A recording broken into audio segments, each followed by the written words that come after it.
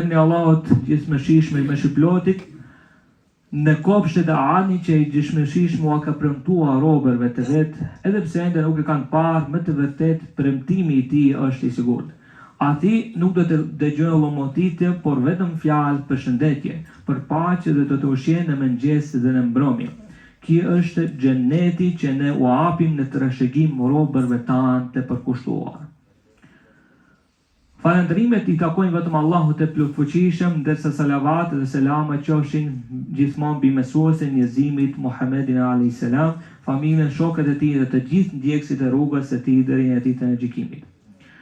Vëllezër të dashur, duhet ta kuptojmë se njeriu është trup dhe shpirt. Si i tillë, ai ka nevojë për të mirat materiale dhe shpirtërore.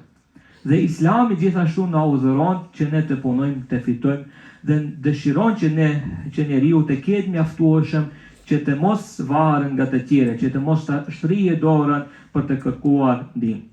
Por besimtari duhet ta dijë dallimin mes asaj që është e përkohshme dhe asaj që është e përjetshme. Trupi jonë është i përkohshëm, kurse shpirti është i përjetshëm. Shtëpia e kësaj bote është kalimtare, ndërsa veprat e mira tonë janë të përhershme. Kur Allahu i Madhëruar flet për jetën, ai na mëson se jeta e kësaj bote është lojë dhe zbavitje, ndërsa bota tjetër është jeta e vërtetë. Themelët e shtëpisë së kësaj bote do të shkatrohen, rroba që ne i veshim do të grisen, arët që ne i mbjellin do të punojnë, do të ketë përdorim tjerë, pronara tjerë, dhe trupat tonë do të bëhen ushqim për krimbat e tokës. Por Allahu i Madhërisëm na premton se nuk do të humbasë shpërblimi për ata që bëjnë vepra të mira. Dhe ai prej nesh na kërkon durim, na kërkon këmbëngulje në bamirësi dhe siguron se për atë bamirësi shpërblimi nuk do të mungojë. Njerëzit gjithmonë kanë dashur të dinë cilat janë ato vepra që i drejtojnë në rrugën e drejtë dhe i çojnë në kopshtet e xhenetit. E ka pyet një ashab Muadh ibn Jabal: "O i dërguari i Allahut, më trego për veprat që më çojnë në xhenet dhe më largojnë nga zjarri." Pejgamberi na i numëron veprat dhe thotë: "Beso Allahu dhe mos i shoqëro atij askën. Beso ashtu siç na mësoni latësuari në shpalli se Zoti i botëve është një, se ai është mbështetje për gjithçka. Se nuk ka lindur as nuk është lindur dhe sa askush nuk është barabartë me ta.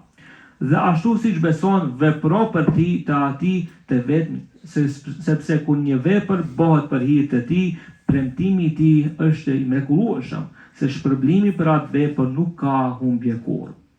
Dhe pastaj thot pejgamberi alayhis salam, dhe falje namazin, e mëson pejgamberi Muadhin, na mëson edhe neve të gjithë ndjekësit e tij, sepse kjo është ajo vepra që na çon në kopshtet e xhenetit.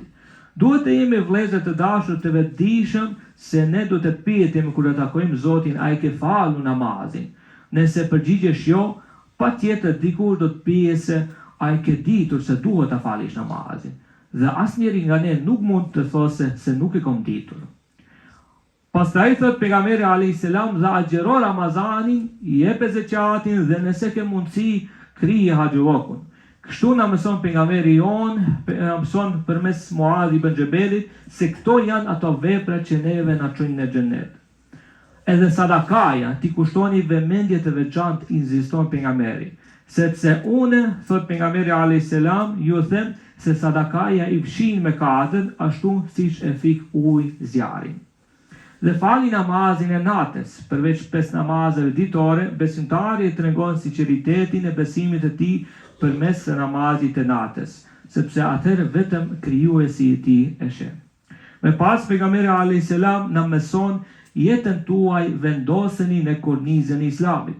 Islami është korniza dhe kjo është gjë e më e rëndësishme që jetën tonë ta vendosim brenda rregullat të fesë, sepse nuk ka asnjë segment të jetës që feja jonë nuk i ka rregulluar dhe nuk i ka shpjeguar. Pra janë rregullat e sjelljes, rregullat e martesës, veshjes, të edukimit të familjes e tjerë. Prandaj pejgamberi alayhis salam i thon Muadh radhiyallahu anhu se e më e rëndësishmja është që të sillet dhe të jetojë në përputhje me rregullat e fesë dhe themeli i fesë është namazi, ndërsa kulmi i saj është xhihadi. A çfarë është xhihadi? Përpjekja dhe mundi, betejë e përditshme dhe vazhdueshme për një jetë të nesërme më të mirë, për një njeri më të mirë brenda vetes. Pra kjo është ajo xhihadi i vërtet.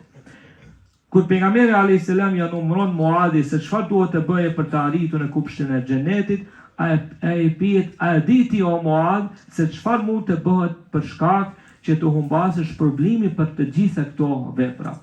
Nuk e di, më mësoi dërguari i Allahut, i përgjigjet ai.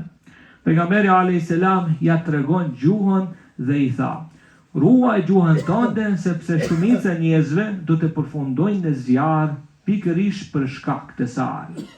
Pra vëllezër të dashur, për fatkeqësisht ne jemi një shoqëri e fjalës e pahishme për njëri tjetrin, një shoqëri e akuzave, të rem, të shpifjeve, e nuk i kemi problem për fat të keq të afijim, të poshtrojnë dhe të akuzojnë padrejtësisht vëllain tonë musliman. Dhe pikërisht këto sjellje neve na largojnë njëri nga tjetri, dhe kur jemi të tillë, armiku jon gjithashtu gëzohet. Kjo sjellje jo vetëm që na përçan, por edhe na largon nga xheneti. Prandaj, kulmi i veprimit njerëzor është xhihadi, lufta me veten tonë. Për ta sunduar gjuhën tonë nevojitet luftë. Por për këtë luftë nevojitet namazi, nevojitet agjerimi, nevojitet haxholloku, zeqati. Pra nevojitet armatose e përditshme me forcën e imanit, si dhe nevojitet ta kujtojmë hadithin e pejgamberit alayhis salam, lum ai që është i preokupuar me mangësitë e veta, saqë nuk ka kohë të merret me mangësitë e tjerëve. Vëllezër të dashur, na ofrohen ditës së Kurban Bayramit, dita e festës tonë të madhe, pra duhet ta kuptojmë kurbanin si një dëshmi e gatishmërisë sonë për t'u nështruar Allahu xhaleshanu, siç u nështrua Ibrahimi alayhis salam. Ai gjithashtu na mëson se njeriu nuk duhet të jetë robi i pasurisë, robi i dunjas, por duhet të jetë vetëm robi i Allahu xhaleshanu. Ashtu si thëmë se sadakaja i shlingjë naha sikurse uji e fik zjarrin, edhe kurbani është një ibadet me të cilin afrohemi tek Allahu xhaleshanu, ndihmojmë të varfërit dhe forcojmë xhamatin tonë. Prandaj ju ftoj që kurbanet tuaja, pra pagesën për kurbanit të planifikoni dhe ta krijini më herët, që të rregullohet me kohë dhe të rregullohet sipas rregullave fetare, mos ta lëm për ditët e fundit. Dhe të jetë ki ibadet dëshmi e seriozitetit tonë ndaj fesë dhe kujdesit tonë ndaj njerëzve të tjerë. Lutim Allahun xhaleshanu që të na ndihmojë që të mos jemi një shoqëri e fjalëve të pahishme për të tjerët, e akuzave të rem, shpifjeve, thashëthëmeve dhe gjithçka tjetër që na çon në shkatrim në këtë botë dhe në zjarr në botën tjetër.